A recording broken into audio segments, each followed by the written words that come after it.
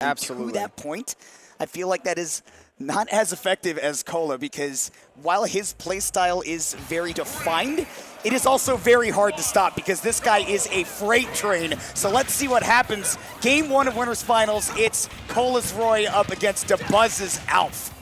The Alph is out and starting off pretty well, but again, this is one of those situations where once Roy gets in, he'll do a lot of damage. Before he gets in, it might be a little bit difficult here.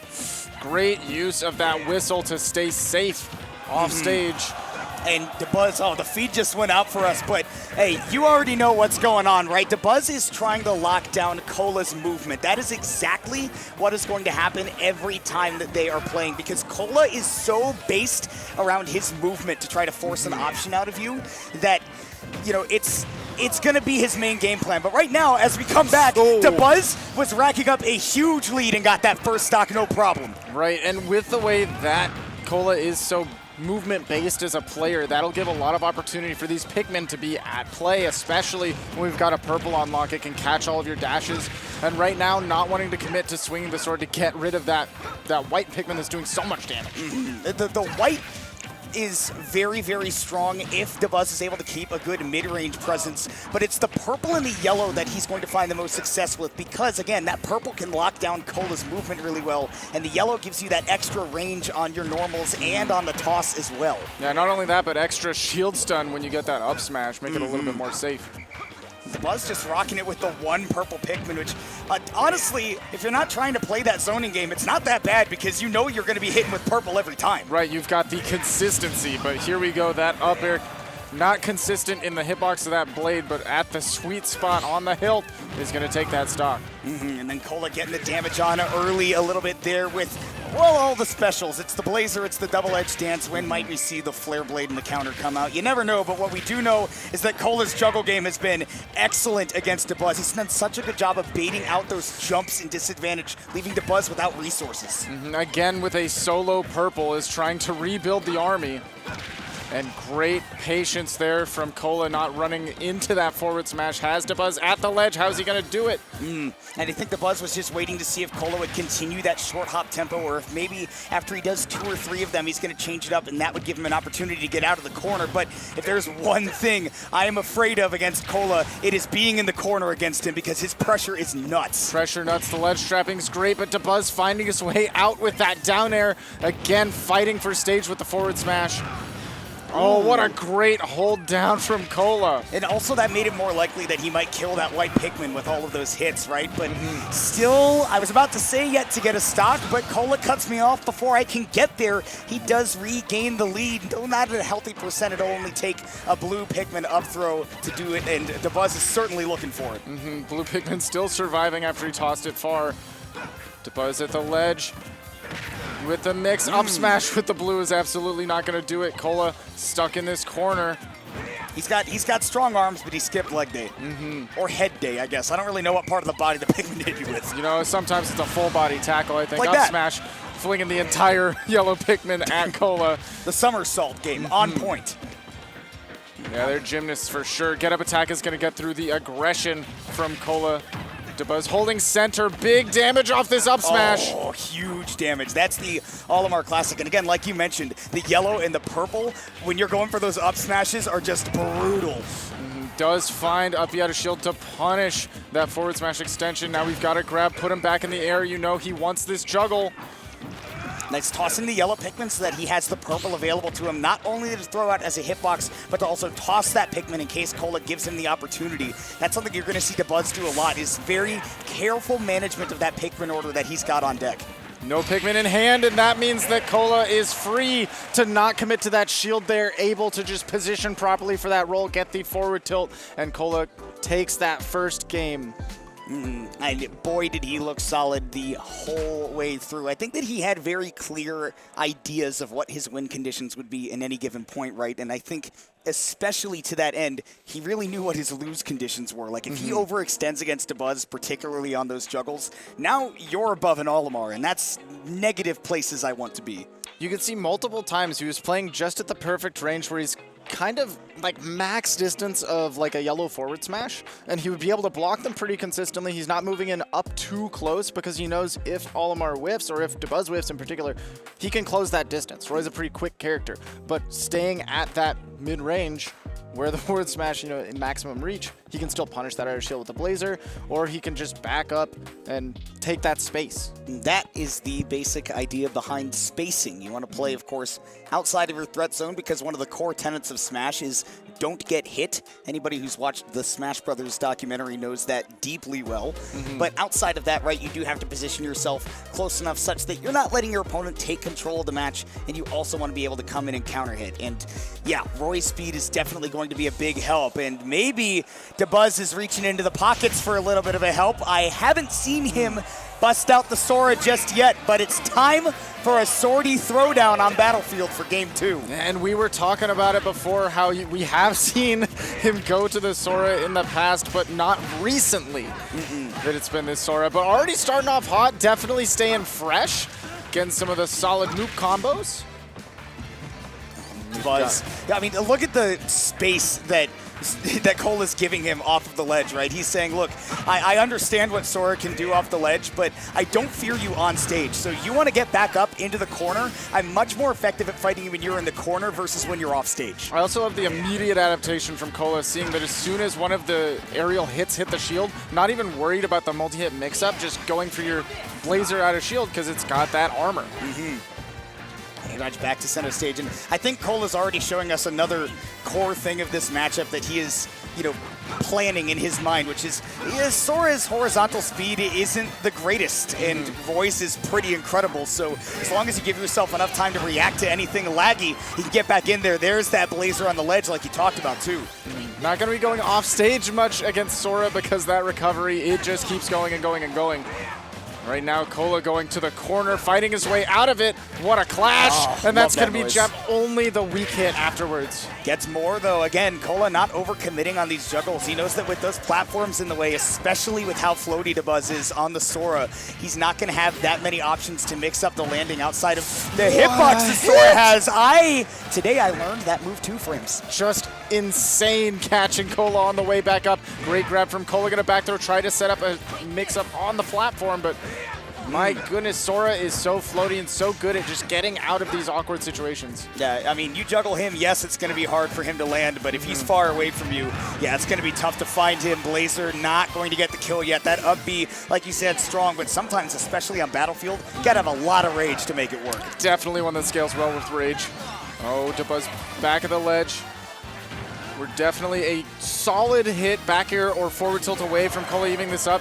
I don't know if Jab's still going to connect. The Nair almost doing it by itself.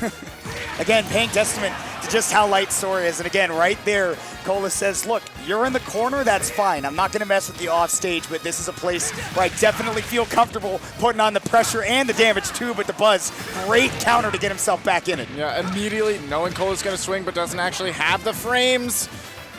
Gets down with the downer, but Kola immediately, once again, he's taxing. Dude, it looks so hard for Dabuz to get any semblance of stage control against Kola here. I mean, anytime he tries to make up that ground, the Roy is just out of his swinging range, and that is a little bit of a hard sell to get in.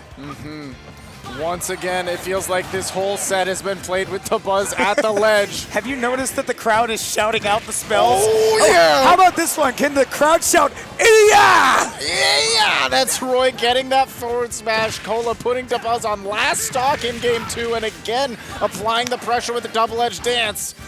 Thunder! Thunder! Can we get? Oh, he went with the Keyblade there.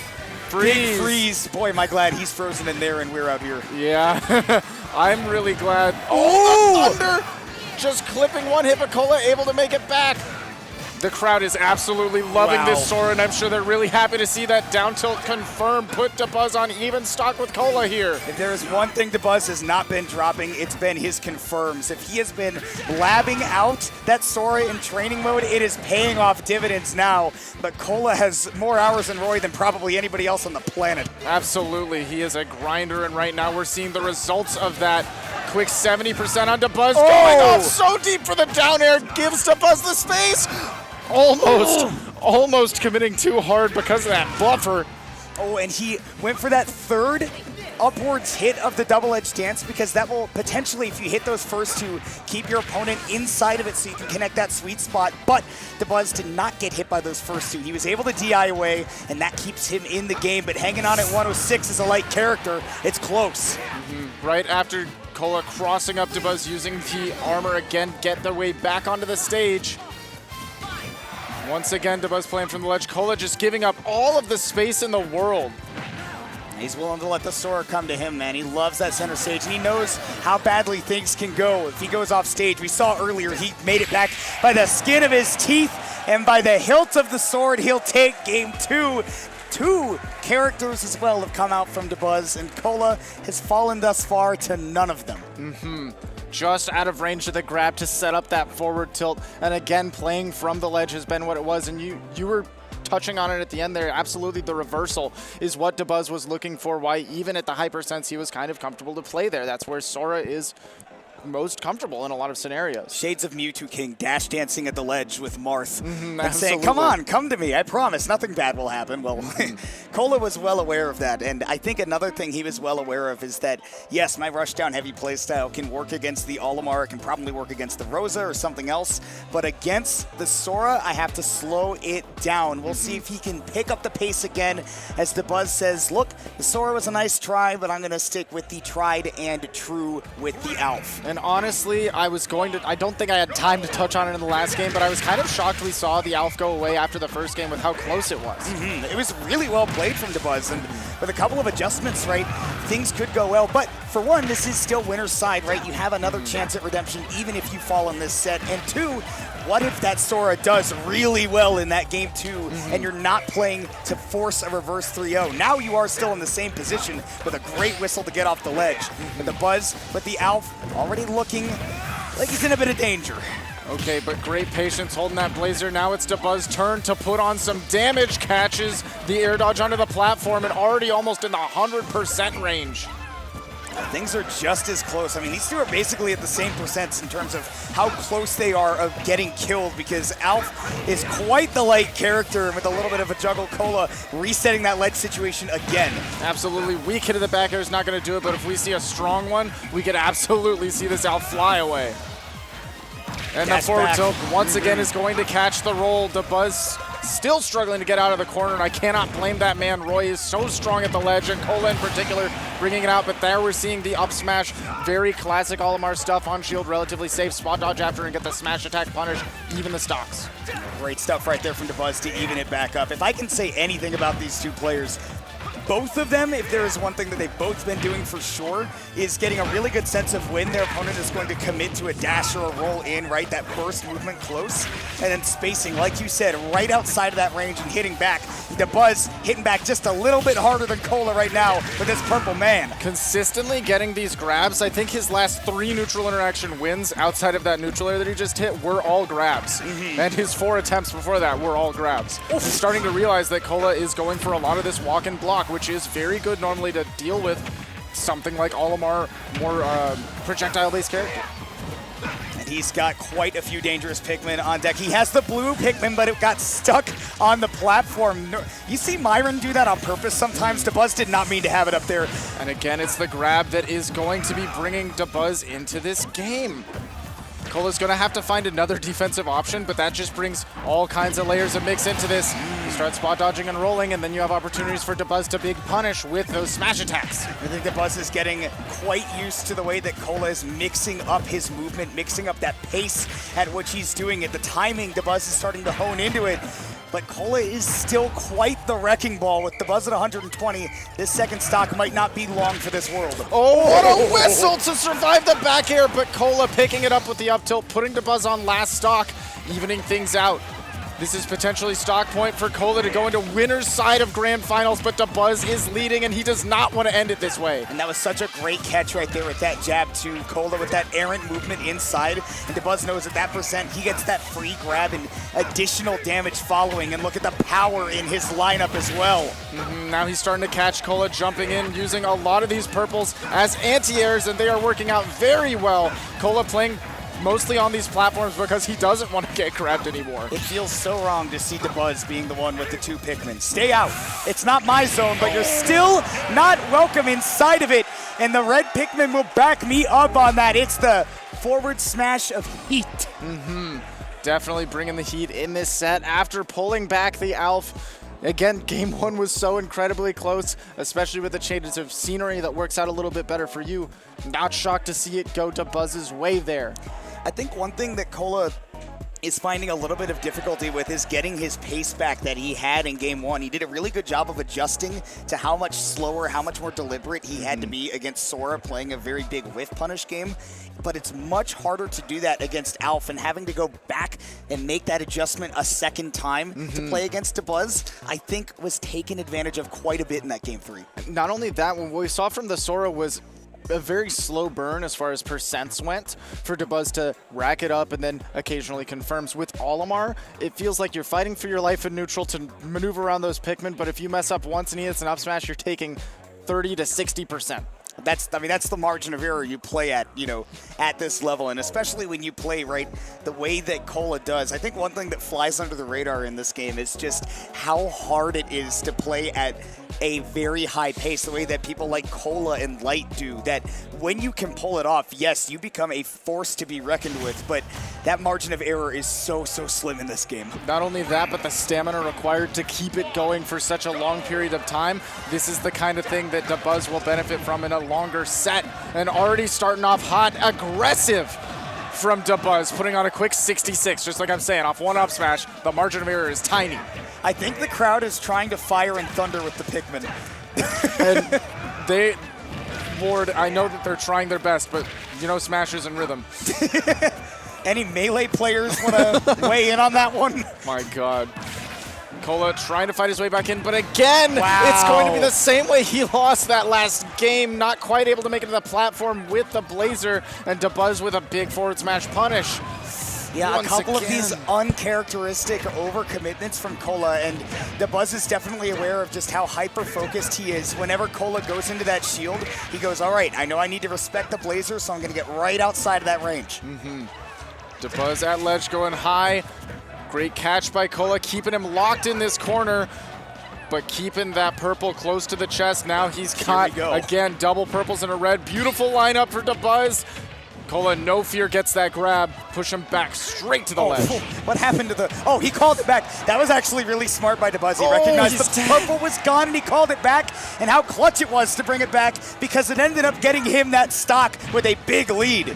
And now double up smash again, 60% off of one mistake in neutral. Kola does finally fire back, gets the first stock in this game, but Dabuz is playing way too hot right now. Kola's got to turn it up to 11. His command of the big stage has just been something to marvel at. Every time Kola tries to make up space, Dabuz still has more behind him, and again, he's baiting out some uncharacteristically committal options from Kola. And I think the biggest thing that we're seeing that is giving Dabuz success here is he is actually matching Kola's pace. It's not playing a sit back, run away, and toss Pikmin game 100% of the time. It is a lot of staying up close with Kola. And that's what's fascinating, right? Again, normally I think of Dabuz as a guy who stops you from executing your own game plan, but now he's going toe-to-toe with one of the fastest players in the world at his own game. Messes up the recovery. I think he didn't realize he still had 2 Pikmin, so he went under the stage, and now it's a last stock situation. Trying to stall out maybe that ledge trap from Kola, but unfortunately not able to make it back to the ledge, and now Kola starting to cook, but that whistle giving Dabuz the confidence to seal everything up. And that last stock was taken by some great reactions from Dabuz, who realized as Kola was drifting onto stage, he knows that Roy may have really good aerial drift, but what he doesn't have great in is aerial acceleration. So once Kola was already drifting onto stage and was too low to throw out an aerial, Dabuz knew that he could just get out of the way, get in that blue grab, and then get the up throw to finish the game, because Kola would not be able to safely go to the ledge at that point. It's been that the way that we ended that game was the big adaptation that started to shift things in game 3 when we saw all of the grabs coming out from Dabuz, figuring out where Kola wants to be. Oh my goodness, and this is a shift as well. Kola Dabuz not the only one with extra characters in the pockets. Kola bringing out the Cloud. Yeah, people might remember that, oh yeah, Spargo's playing Cloud. You can't forget that this is in Kola's arsenal, and boy, is it something to be feared, because that aggression, it never goes away, even on the Cloud. No, it does not matter if it's Roy or if it's Cloud. You've got a big old sword that you're swinging if you're Kola. And he's going to use that limit liberally if he can create the space, continue to throw them out. He is not fearing the Pikmin on shield at that long range, because he knows that Alph has pretty slow movement overall, so you can react to him running in, but you can't react to that blue Pikmin. It came in quick, he has and no there's jump. no jump. He has the limit. He's barely able to make it back to Buzz. Did try to catch him with the downer, but not able to find it. Air dodge gets him back to ledge, and he's back on stage. Watch it. A big opportunity for Dabuz, but look at all the damage that Kola took just trying to survive. Yeah, 118, and Dabuz, again, like you said, he's got the purple Pikmin. The powers are in play. 125% and climbing, but now Kola gets to go back to the ledge trap. And what button do you press when you're ledge trapping? I'll give you a hint. It's the one that goes in the square hole. It's that Cloud back air. It is the right tool for almost every job, and we're seeing it come through again and again and again. It goes in the square hole. You press back air whenever you like. And Kola doing a great job demonstrating that to make it work the most effectively, you mix up your timing. Because right there, Dabuz was ready for that low fair with the low back air. Now he finishes out that stock to even it right back up. Dabuz on top of the timing of that neutral get up and a big grab. Again, doing a great job of finding these punishes. Stuck in the corner, Kola. No matter how tiny Alph is, still doing a great job of catching these really low back airs. That can be difficult. His spacing has been on point in terms of maximizing that actual tangible ability to, actually play the game, right? He's not putting himself in too much end lag. Going for the big juggle right there, waiting on the back air, and it continues here with Dabuz trying to stall out the limit, but he was not able to stall it out enough. The cross slash, putting Dabuz on potentially his winner's bracket stock. Kola doing a good job continuing the pressure, but Dabuz, once he gets the one hit, it just keeps going. 50%. That's definitely something he'll need to answer this stock to bring it back to a doable game. But what an... That was a perfect read on that whistle. He knew that Dabuz was looking for him to extend with a nair. Instead, chopped him up with the forward air. Kola rolling with the momentum of an absolute freight train. And the back air gets Kola his spot in winner's side of Grand Finals.